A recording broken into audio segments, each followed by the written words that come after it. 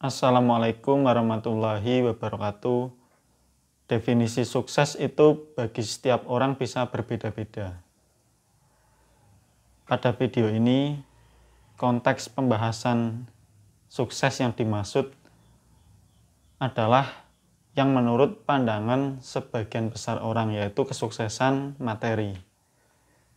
Kondisi di mana seseorang dikatakan cukup berlimpah harta atau dia kaya. Tapi kita tidak akan membahas panjang lebar pengertian, definisi, ataupun arti dari kesuksesan itu. Yang akan kita bahas adalah cara kita agar kita tidak memiliki sifat iri dengki terhadap kesuksesan orang lain, khususnya terhadap kesuksesan teman kita. Biasanya yang bisa menimbulkan sifat iri itu adalah kesuksesan yang diraih oleh teman kita yang dia dahulu bukan siapa-siapa. Mungkin dia teman seperjuangan kita yang kondisinya sama dengan kita, kemudian dia tiba-tiba menjadi sukses, dia berhasil mungkin di bisnisnya, dia berhasil di karirnya, dan lain sebagainya.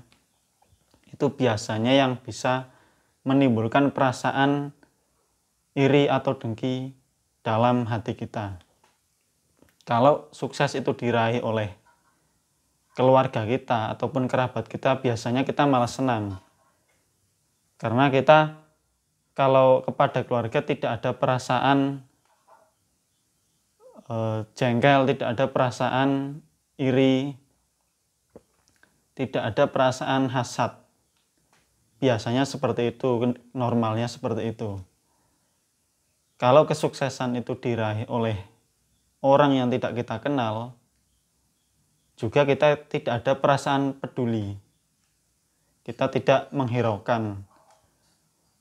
Kalau kesuksesan itu diraih oleh teman kita yang memang dia dari keturunan orang kaya, artinya dia kaya sejak lahir, biasanya kita tidak terlalu merasa iri, karena memang itu sudah dia dapatkan sejak lama. Tapi kalau kesuksesan itu diraih oleh teman kita yang tadinya dia bukan siapa-siapa, maka itulah yang seringkali menimbulkan perasaan hasad. Hasad itu adalah kita ketika melihat orang lain senang, atau kita melihat orang itu mendapatkan suatu kenikmatan, kita ada perasaan tidak senang. Nah, hasad inilah yang melahirkan iri. Iri juga bersambung menjadi dengki. Nah, ini yang bahaya. Nah, apa saja sih yang perlu kita perhatikan agar kita tidak terjebak terhadap sifat iri atau dengki? Yang pertama, kita jangan hanya melihat hasil dari teman kita, tapi lihatlah prosesnya. Kesuksesan yang diraih oleh teman kita itu tidak diraihnya secara instan. Dia yang tadinya biasa-biasa saja, kemudian dia ada perjuangan, dia mengerahkan tenaganya, dia mengerahkan pikirannya untuk karirnya mungkin, untuk bisnisnya mungkin, ataupun usaha-usaha yang lainnya. Itu tidak mudah. Tidak dalam waktu yang singkat dia raih. Itu yang perlu kita lihat. Terus kita bandingkan dengan diri kita. Sudahkah kita melalui proses yang teman kita lalui tersebut? Sudahkah kita melakukan usaha yang sama dengan yang teman kita lakukan? Sudahkah waktu kita berkecimpung dalam suatu bidang itu sama dengan yang teman kita lakukan sampai ia bisa berhasil. Itu yang harus kita lihat.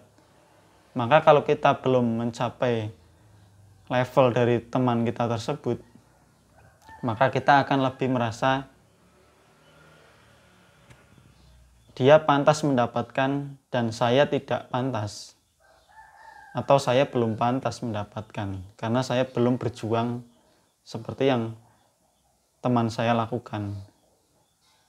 Ini perasaan pantas ini akan mengurangi atau menghilangkan perasaan iri atau dengki yang bisa jadi muncul. Kemudian yang kedua, kita lihat dari sisi keuntungannya. Kalau kita punya teman yang dia sudah sukses, dia sudah berhasil, setidaknya dia sudah aman secara finansialnya, tidak membutuhkan bantuan finansial orang lain.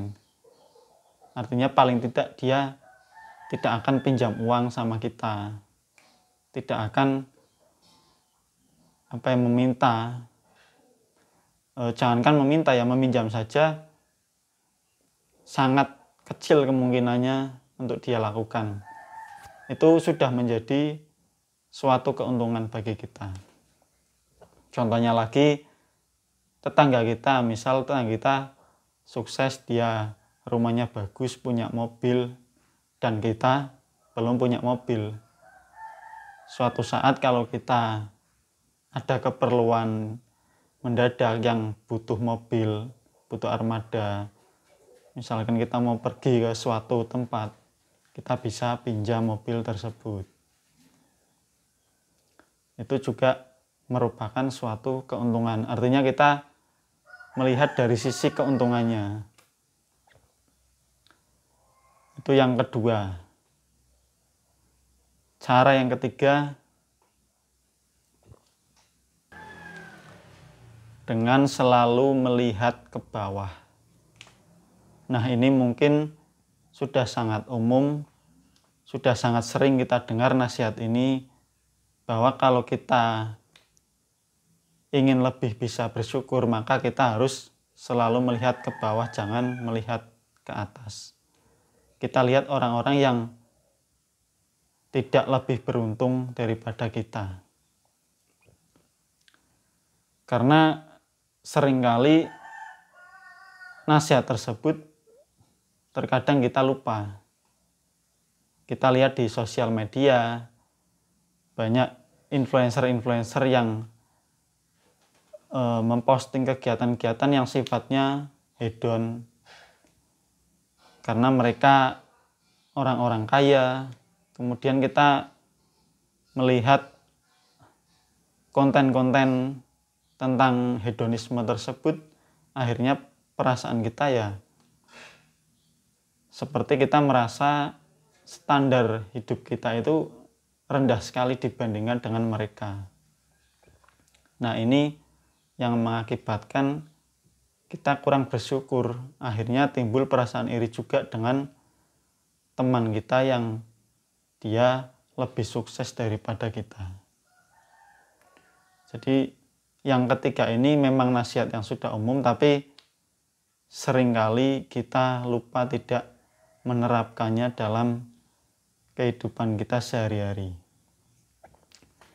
Mungkin itu saja video dari saya, semoga bermanfaat. Untuk yang menyimak, terima kasih sudah mau menyimak sampai akhir. Wassalamualaikum warahmatullahi wabarakatuh.